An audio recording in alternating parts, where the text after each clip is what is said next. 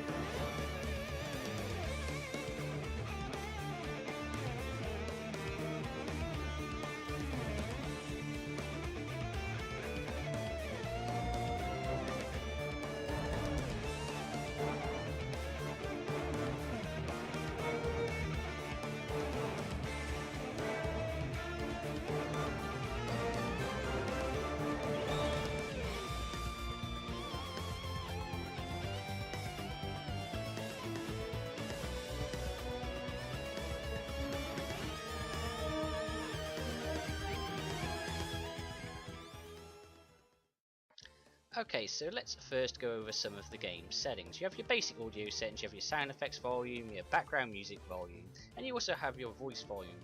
Although there doesn't appear to be any kind of subtitle option, which is a shame, but not really important. So now we're going to be going over the difficulties. You have easy, normal, hard, hardest, and inferno. So there's a total of 5 different difficulties in this game. So the best thing about this game, it has couch co-op.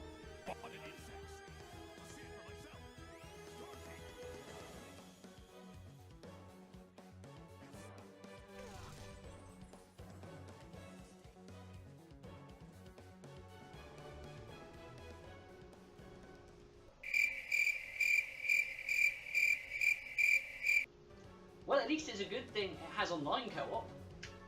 So next, let's get into some of the gameplay of the game. Okay, so you see we have the usual HUD and where's my objective indicator? What's my mission? What the hell am I supposed to do?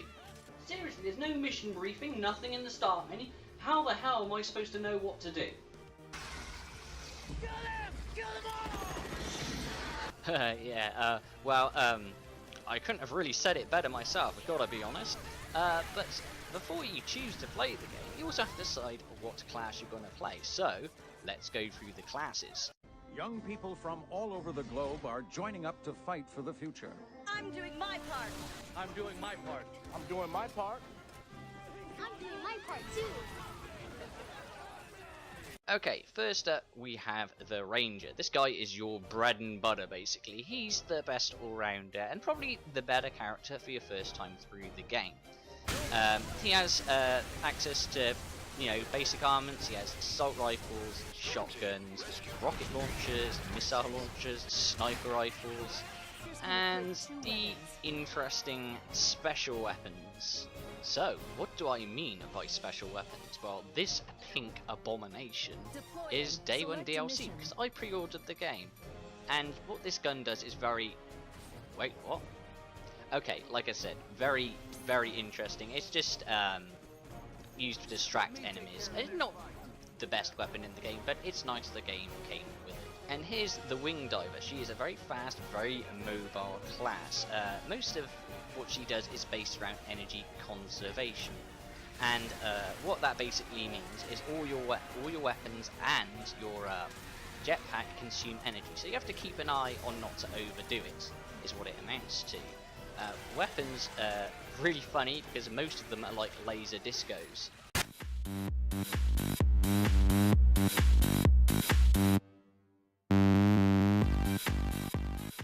So yeah, we have the rapiers, which are basically your laser shotgun, and then you have your mid-range lasers, which basically just fire straight forward.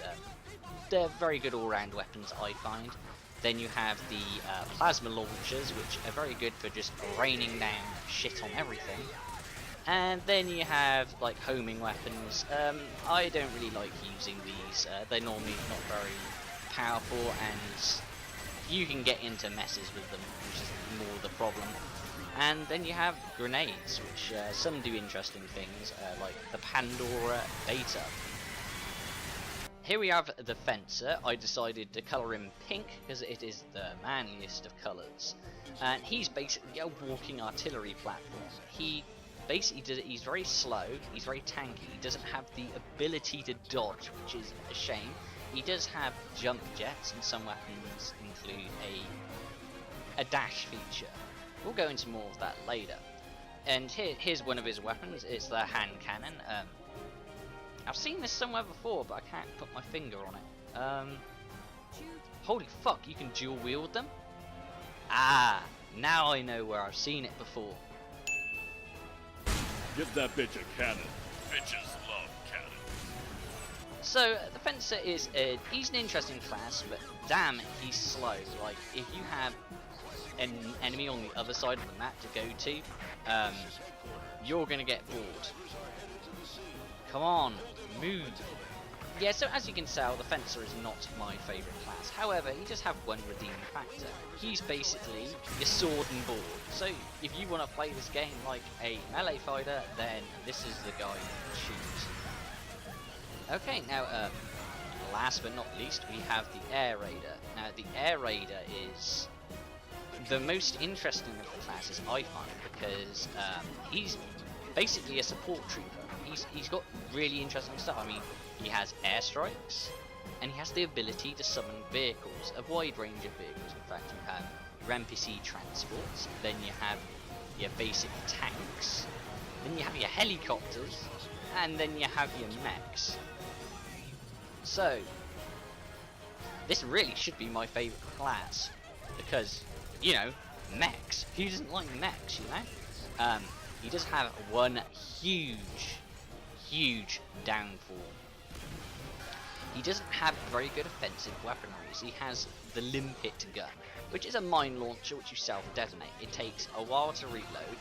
Basically, if you have more than a couple of enemies running at you, then you're kind of stuffed. Speaking of enemies, why don't we go into those guys next? Okay, so we have giant ants. Wait, giant ants? Why giant ants? Idiot! Everybody down on the ground! You have the right to remain silent. Anything you do say can and will be used against you in a court of law. Do you have anything to say in your defence? Okay, so ordinary sized ants wouldn't have been very terrifying at all, admittedly. Okay, so these are your basic enemy. They run at you in hordes mainly.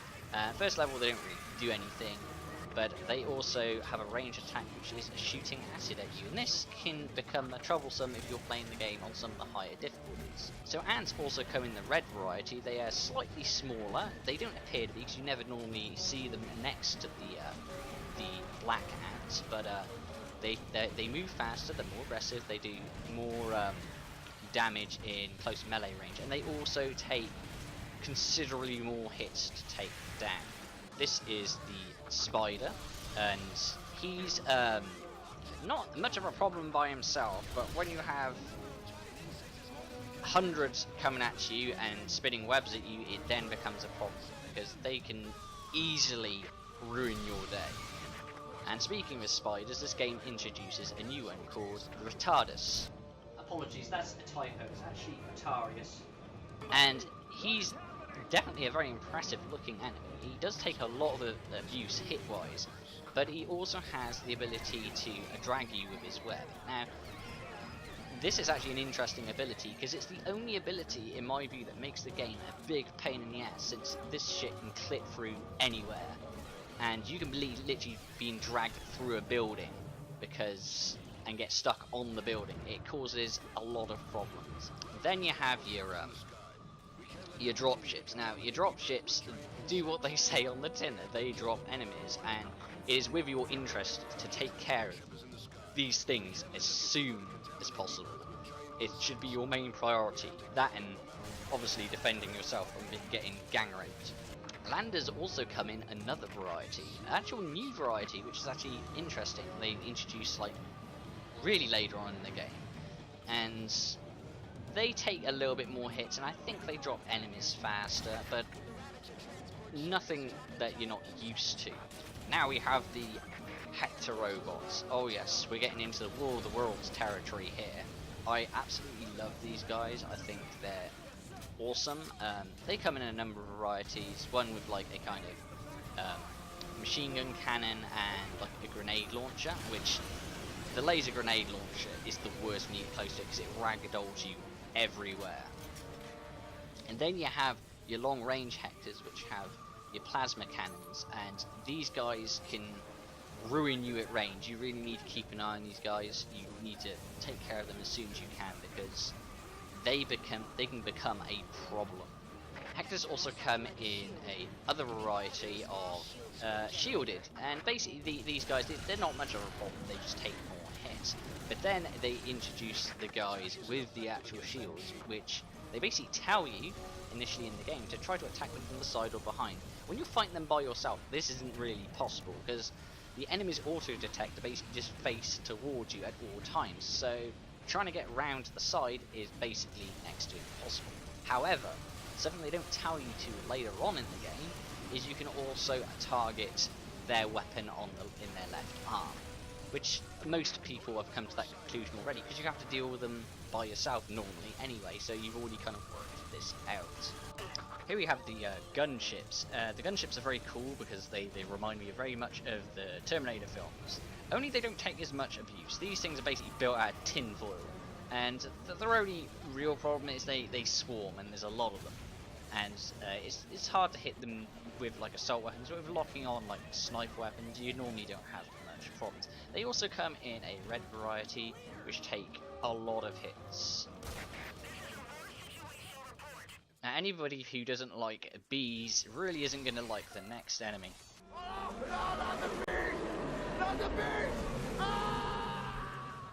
Calm down, Big Daddy. It's okay. It's fine. It's fine. But I mean, giant bees. Man, these. I gotta admit, where I was a little bit tense when I came against these guys the first time. Until you realise they're really not generally very threatening, and especially if you keep moving, they're basically. I find them almost like reskinned gunships. Basically, they're not very they're not very scary really. Once you get used to them, they're just kind of an interesting enemy to encounter first. Here we have the Droids. Man, and I thought the Hectors were like War of the Worlds. Man, these guys are actual tripods, so they're even more so, and it just makes me love the game even more.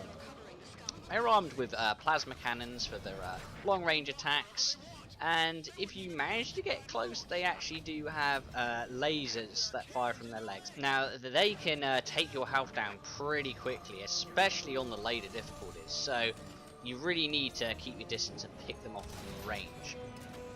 There is also, later on, a boss battle with a very large variant of this boss, which is just ridiculously silly because of how spindly he looks. But it was a really good fun boss battle. So next up we have one of my favourite additions, enemy-wise, to this series. Yeah, so people complained Skyrim had way too many dragons. Skyrim doesn't have anything on this. In fact, actually, why the hell am I playing a ranger? I should be playing sword and board. Let's do this properly. And so yeah, the dragons, they dive bomb you, they breathe fire on you as you can see, They swarm the hell out of you. They're actually a big problem, especially on the higher difficulties. These are a very challenging enemy and the worst flying enemy. They also describe them as a fully evolved version of the giant insect. I don't want to go into genetics here, but I don't think insects, well, even mythical dragons, would be even closely related. But, you know, like I said, it's a work of fiction and probably a mistranslation, so no problems there. And here we have an interesting ship called they refer to it as the battleship. Now, the battle is originally kind of like you're just trying to find the weak spot, which is the front, by the way, spoilers. So you got to attack the front, and he's not much of a problem. He flies all over the place. It's just trying to keep up with him with the problem. But once you do enough damage, yes, he turns into something called the Argo, and this thing makes Transformers look like baby shit. Oh, I love this guy. He's an awesome battle, and I think he's such a well-designed boss. And it took me not too long to find the weak spot. It's pretty obvious. Spoilers, it's the head, by the way. But when he goes down, it is like the most epic explosion and crashing you can see in the game.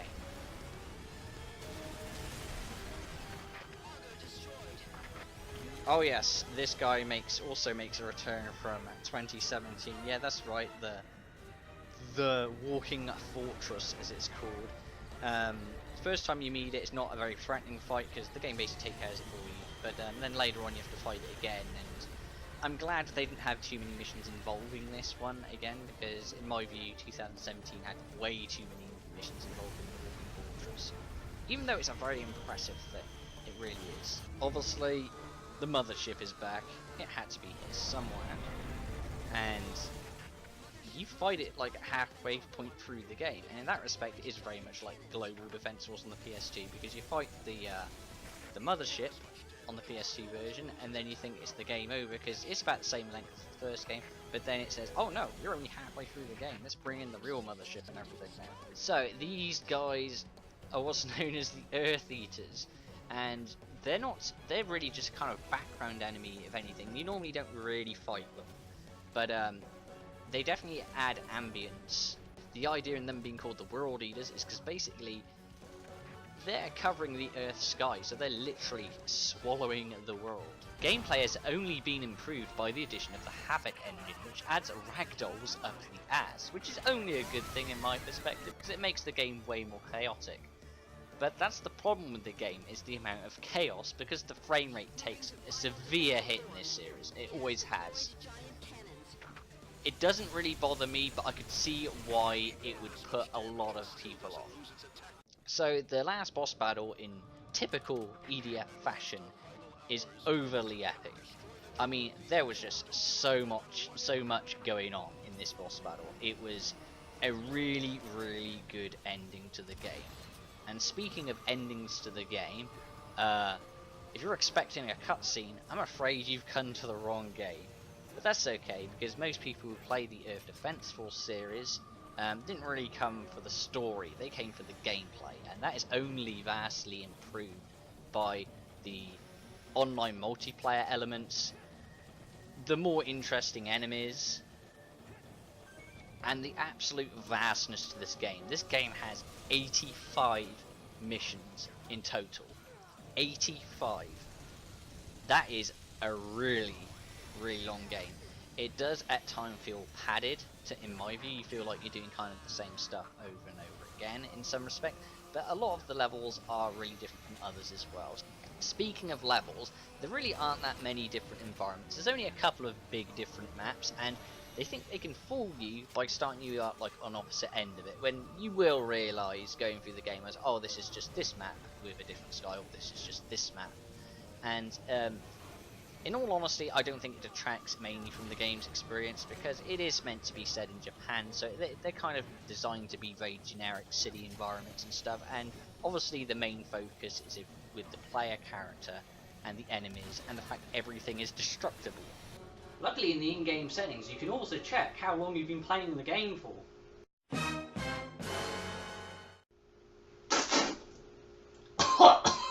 Oh god, 34 hours? I wasted my life. what is the game's length like? I mean, in all honesty, I took my time going through the game, so I speculate if you were to rush through the game, playing as the Ranger or whatever class you want to play as, it's going to take you roughly around about 20 hours. But let's not forget, there's over 700 weapons in this game to unlock, so if you wanted to 100% the game and maybe get all the weapons, now let's just put these things in perspective. You're probably going to have to play the same class through all the difficulties to unlock all the weapons. That's basically how it works. So, as the Ranger, for instance, it took roughly around 20 hours to do the main story on the normal difficulty. We're not going to count easy, because most gamers don't play any game on easy. So we're only going to count the normal through to Inferno difficulties. That's normal, hard, hardest, and Inferno. That's 4 difficulties. That makes about 80 hours of gameplay time. But then you have to remember, there's 3 other classes to play as. So if you want to level up all those characters as well, we're looking at about 320 hours gameplay time. That's not including easy mode, and it's also not including the fact that the Fencer class is slow as dicks. So conclusions. Is this game worth the money? Well, it's a budget title, so it only actually cost me $45, brand new, day 1 of release, with free DLC. You really can't get much better than that in a game. And like I said, 320 hours worth of gameplay time. It's really a well-deserved favourite of mine. I really enjoy the game. If you're really into AAA titles with fantastic graphics, fantastic stories, and fantastic gameplay, then I'd probably give this one a miss. But if you're very much a gamer who just enjoys good, clean fun to a ridiculously over-epic level, then I highly recommend this game. Now guys, if you excuse me, I have a bug problem to take care of.